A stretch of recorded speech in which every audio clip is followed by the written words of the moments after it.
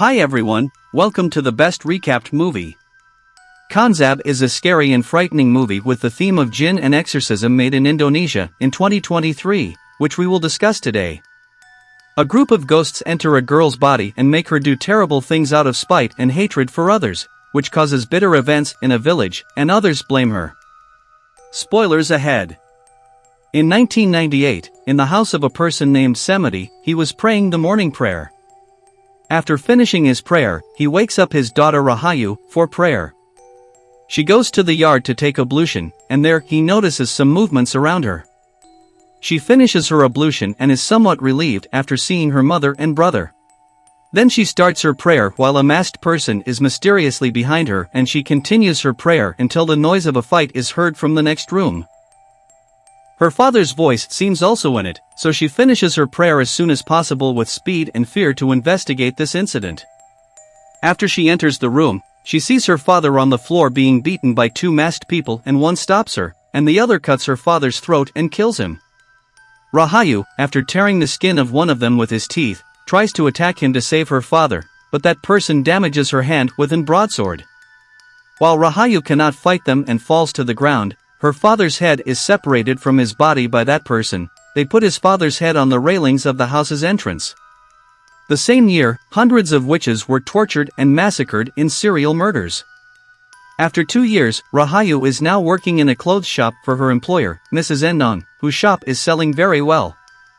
A boy hands her a shipment of clothes, and then Endong says she's going on a trip that might last a week or more and asks her to run the shop well in his absence. At the same time, in the clothing shop next door, a girl named Riri is jealous of many of their customers, and Endong tells Rahayu to ignore her and her words. She leaves the shop, and the boy hands her another shipment of clothes and helps her move them. He, who seems to like Rahayu, introduces himself as Ratman.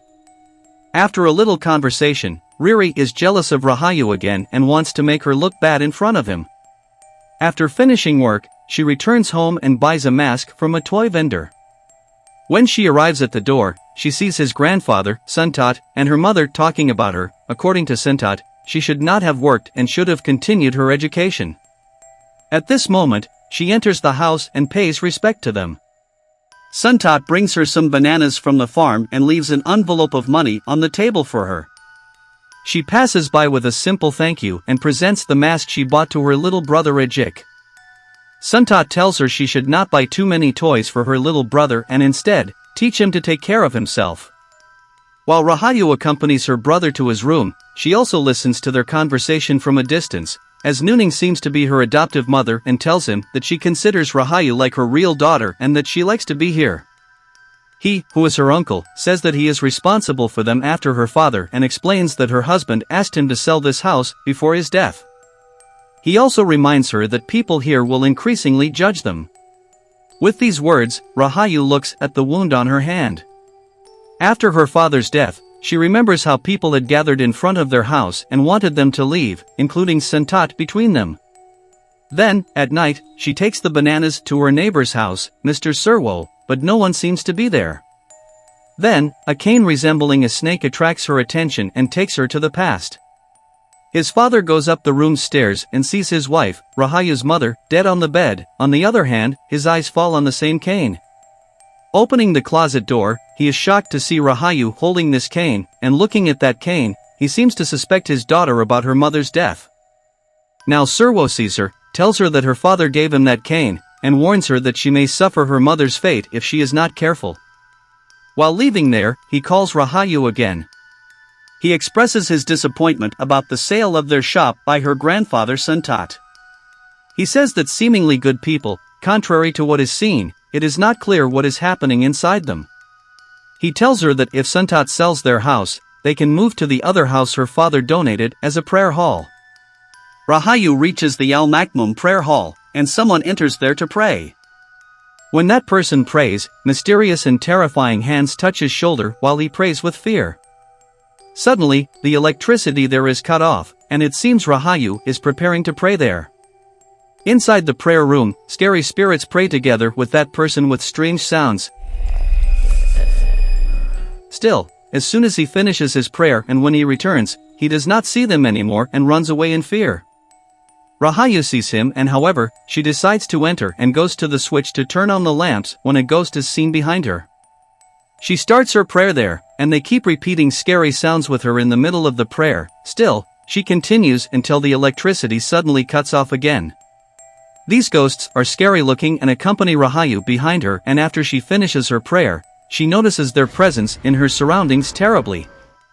She tries to escape, but her past still appears for her. When she was a teenage girl, goes to her father's room and sees him performing magic on top of a lying man. He takes possession of a large number of souls. Then he takes out a green snake from his mouth, which enters the mouth of the person lying down, and by pulling out the other snake, they fight to destroy each other. The green snake destroys the other with his father's control and then goes towards Rahayu. Before she can touch the snake, his father grabs it to turn into the same staff seen earlier, and she leaves the prayer hall by descending the stairs and runs towards the house. Tomorrow at her work, when she is answering customers, Riri is jealous of her again and insults her and her father by angering Rahayu. At this moment, she is possessed by ghosts, attacks Riri, and grabs her neck. People and Ratman arrive to stop her, and Ratman frees her by reading sentences in Arabic and gives her water to make her feel better. One of the inhabitants warns that she was possessed, just as her nephew had happened to him the day before when he was in that prayer room. She believes that the ghosts of her father's servants are still there, and Ratman tries to calm down the others and ask Rahayu about her presence there, but she does not answer and leaves. Nooning, her adoptive mother, hears this and goes to her, but she denies it.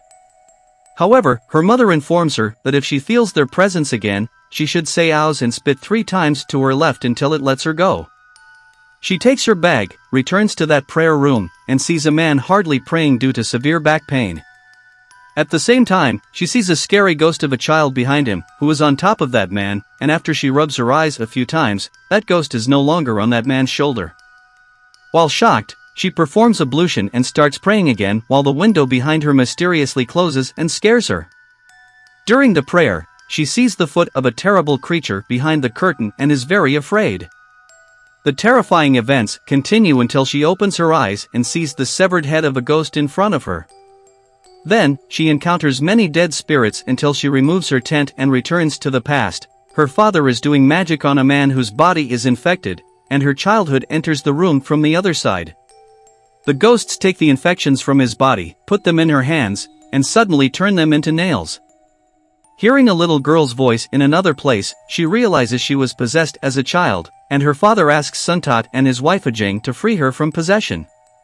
Suntat tells him that first, he wants you to clean himself. After he accepts, Suntat asks his wife to bring water and then says some sentences in Arabic, which causes pain in Rahayu. A little later, she finds herself in the prayer room, and the electricity there is cut off again. She sees some ghosts coming towards her, so she runs away in fear. She arrives home while Riri's mother, Mina, visits her adoptive mother with some villagers and calls her and her daughter witches for harming Riri. From her point of view, her husband was a sorcerer who, in the appearance of a good person, donated the prayer room with black magic. Ratman tries to calm them down but to no avail, and Mina tells Rahayu that it was due to black magic that her father's head was cut off, and then they leave after a long argument. Nooning then asks her to stop causing trouble, and when they return home, she asks Rahayu to behave wisely, otherwise, they will have to leave, but Rahayu says I was born and raised here. She believes Suntat has a plan for her father's wealth and wants to take over it. She says after her mother's death, he deliberately makes her marry his father so that he can take over their wealth more easily. While Nooning is shocked by these words, she leaves, goes to the same prayer hall again, and sees Ratman praying. He says he can stay there, but she says there is no need, and after Ratman leaves, she starts his prayer. This time, in the middle of prayer, she finds herself sleeping on the feet of a scary spirit. As soon as she escapes, she realizes that she is trapped in a corridor, and while she is surrounded by the dead and has no way out, she wakes up screaming. Serwo and Ratman are above her, and Serwo asks, "Did you see them again?" He believes that it is the events of the prayer room that made her such a disturbed person, and then explained that the exorcism of her as a child by Suntat and his wife was not done completely. While it is not clear whether it is in reality or a dream, the hand of a ghost caresses her. She wakes up in her shop and vomits a green substance due to severe nausea, and after that, she notices scary ghosts in the shops nearby. It shocks her. After that, Nooning and Mina are selling flowers together in the market when one of the customers passes by Mina and buys from Nooning. This angers her and causes her to get involved with Nooning, and by slandering her, she considers her higher sales due to her witchcraft. Rahayu notices her mother harassment by Mina, and suddenly, a snake moves from her side towards Mina, and a little later, her leg seems to stop moving. After the residents of the village and her daughter Riri take care of her, they find out that her leg has a severe infection, making it difficult for her to walk. At night, the villagers gather in front of their house again, but Nooning has closed the door. Rahayu joins them and wants to open the door, but Nooning and her brother stop her, and at the same time, Serwo arrives and asks villagers to stop harassing them. After he checked, he realizes that people blame Nooning for what happened to Mina and her daughter Riri. However, Serwo says that they are here to make a living. It's not a good thing to harass them with false accusations. Still, they warn that if something else bad happens this time, the responsibility lies with him. They leave, and Rahayu returns to her room, and while seeing a lot of bats outside, her eyes turn dark, and she leads the green snake towards Mina. As the snake pounces on her, it causes Mina to suffocate herself. Riri brings her food, faces her mother's scary corpse, and cries and screams out of grief. After that, the people gather in front of her house again and blame Nooning for Mina's murder and believe that she should be punished. Still, she says that neither she nor her husband were ever witches. Serwo suggests only one way left, the poong oath, where Nooning will die if she used black magic, otherwise, she will live. Rahayu says they should take her instead of her adopted mother for the oath. Still, the people do not accept, and then Serwo asks them to promise that if she lives, they will not harass her anymore, and they also accept. Little later, Sentat then tells Serwo that Rahayu's treatment was half finished due to Semiti getting help from the spirits and blamed him for getting Semiti interested in it. Serwo also accuses him of trying to take over their property and says the only way is to take the poong oath. People go to Jetti's mosque to watch her swearing ceremony. While Nooning prepares for this oath, on the other hand, Rahayu enters the prayer hall without noticing her brother. They wrap Nooning in a white cloth, and Serwo starts the ceremony while Rahayu starts her prayer in the prayer room. After Nooning falls asleep and closes her eyes, she wakes up in the otherworldly environment and sees the ghosts dead approaching her. At the same time, Rahayu is in the prayer room, full of spirits around her, as if they follow her and implement her decisions, and Nooning sees her in this situation, calls her loudly, and suddenly wakes up in the mosque. That's why Serwo asks people not to bother her anymore now that she is alive. The next day, Ratman sees Rahayu in the street restaurant and tells her that he heard the news of their departure in the market, but she denies it and says that it is a rumor. When she returns home, she sees Nooning negotiating to sell the house and shops. After that, she explains to Rahayu that her father used black magic and knew it even before marrying him, and her uncle Sentat helped him to repent. Rahayu doesn't accept this, but Nooning explains that she saw her during the swearing-in ceremony yesterday and should separate from them as soon as possible, otherwise, they may pay a heavy price. Suddenly, Rahayu's eyes darken terribly, and she says that Sentat is the real devil despite pretending to be a saint. He is the one who killed her father for taking over his wealth and threatens Nooning that she will suffer the fate of her birth mother. Then the spirit leaves her and falls on the ground, and sometime later, she goes to her workplace and sees that her employer, Endong, has returned to the shop and is upset. She apologizes to her for being late and starts to work. Still, Endong tells her that there is no need for her to work anymore because from now on, she is exhausted and settles with her by giving her an envelope of money. Rahayu also leaves that place crying and sad. She goes to the prayer room, passes away, enters her father's magic room, and remembers the hardships and words that bothered her, and suddenly she sees her father's head is in front of her. She calls the spirits into his body by shouting and screaming, and a little later, like her father, a green snake comes out of her mouth and goes to her adoptive mother, Nooning. At the same moment, she takes another snake out of her mouth and she sends it to Endang's work, and by fully controlling that snake, Endong is bitten by the snake and killed, and she also passes out. Her brother Ajik goes to his mother and asks her for water, but Nooning sees a green snake around his neck, grabs it, and tries to destroy it. Now, Rahayu wakes up and runs towards the house while the ghosts surround her. While Nooning tries to destroy the snake, Rahayu approaches her to stop her, but she also pushes Rahayu. Nooning punches the green snake against the closet with the power to destroy it, but a little later, she notices a Jik is next to the closet with a bloody head and face. She just realized that it was not a snake. Still, she realizes that the snake was an illusion of her son, and she cries for the loss of her son and considers herself worthy of death. Suddenly, Semiti's ghost comes and helps her to get up. Still, she seems to have decided to commit suicide. And on the other hand, Rahayu is hit on the head so hard that she cannot stop her, and she passes out.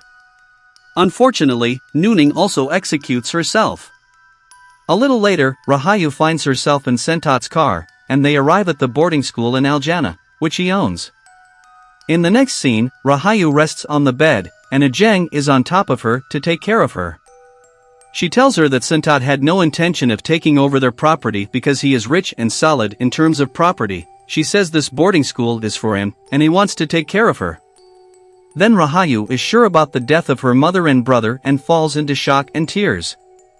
After loving her, Ajang leaves her alone to understand this fact and then asks Sentat to win her trust. At night, she dreams of a Jik, wakes up with a nightmare, and asks her husband to go to the prayer room and find that snake staff. Tomorrow morning, he enters there with the help of some people and finally, they find a charm hidden in the ceiling where Rahayu's photo can be seen next to a skull. At the same time, Rahayu, who is mourning for her family, Ajang calms her down and tells her that she is not to blame in this matter and understands her because she was also affected by these spirits in the past and says that they should be removed as soon as possible from her body. Sentat goes to Serwo's house because he realizes that this black magic is his work, and after finding the snake staff and punishing him, they leave. Then, they prepare for the ceremony where they are supposed to remove the spirits from her body. Still, as soon as it begins, Rahayu recognizes the person involved in the murder of her father from the skin on his face that she bite him and remembers the past. Then she seems unwilling to let go of the ghosts. Sentat destroys the snake's staff, and with Rahayu's anger, the electricity in the room is cut off, and the ghosts come to her aid. Sentat says he came to save her, not harm her, but she believes he was her father's killer and then he tells her the truth about her father's death. Since Serwo has become weaker in terms of magic in front of her father, he plans to destroy him and asks the help of Sentat's son, one of his students, for this task. His son gets involved in this story without knowing that Semiti will be killed, and even after this story, he asks his father to forgive him. However, Rahayu does not forgive him and she enters the spirits into his son's body so that she can kill Sentat by controlling him. At this moment, he wakes up and beats his father with a cane until he dies. Ajang asks him to stop, and after he finds himself and realizes that he killed his father, he cannot bear it. Asking for forgiveness from his mother, he commits suicide, this time with the same cane.